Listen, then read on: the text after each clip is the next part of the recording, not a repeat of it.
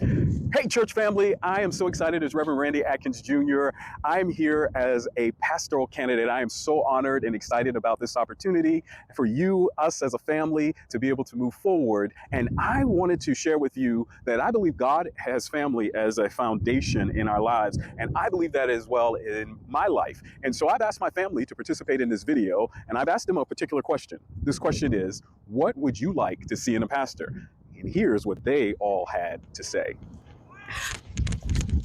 What I'm looking for in a pastor, well, I don't think that anyone can deny the love and commitment that Reverend Adkins has to this church through times of triumphs as well as trials. He's remained steadfast with a calm consistency that has at times been part of the God-given glue needed to maintain the unity of Canaan. And when I think about the next pastor of Canaan, I think more than just a dynamic preacher, which he is, but I also envision someone who's a leader in his family, on his job, in the community, nationwide, and even international, which he is. Someone who has the dexterity to sit as high as holding a conversation with the President of the United States, as well as teaching a little child When about I Jesus. think about what I would like to see in a pastor, I think about Galatians chapter 5, verse 22, that describes the fruits of the Spirit: love, joy, peace, patience, kindness, goodness, faithfulness, gentleness, and self-control. And all of these things can be used to also describe my dad. Hello, church family.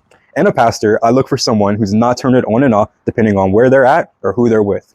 I see my father in various settings, whether that's as my basketball coach, my software engineering partner when I need help with coding homework, and even as a brilliant speaker at his Toastmasters competitions and meetings.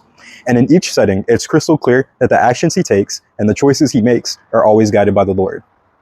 The second part that's incredibly important to me is a pastor that's able to deliver a message to both the younger and older generations.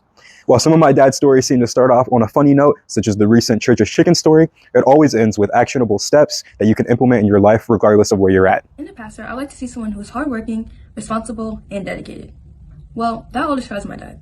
During the tough times of COVID, he took initiative and created the online streaming system for the church. He made it accessible on many different platforms such as Facebook, Instagram, and YouTube. He even had me during certain times helping him to make sure that it worked on both sides. Now we have a virtual system that is up and running and can be accessed at any time. And we don't have to take a gamble or a risk on leadership because we've all watched Reverend Adkins faithfully serve in this church, not for years, but for decades, providing wisdom, advice, and seeing firsthand his significant contributions towards the advancement of our church and the people in it, all while only having limited authority as a deacon or as an associate minister. So I can only imagine what can be done if given the opportunity to fully lead as pastor of Canaan Missionary Baptist Church.